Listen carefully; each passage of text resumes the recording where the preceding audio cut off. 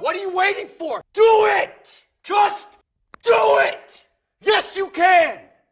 Just do it!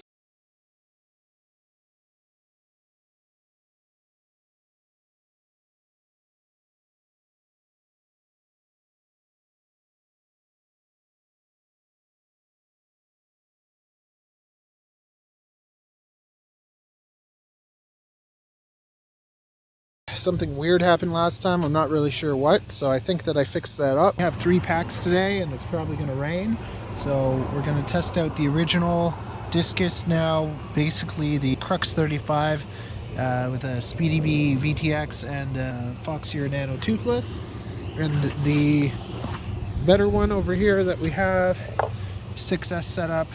We'll see if this thing works. Have to figure out something with the fin. It still works, but it's tilting forward a bit. Today I'm going to be trying out Hyper's rates just to see what they're like. I converted them to analog. I'll stick them on the screen if you want to try them out.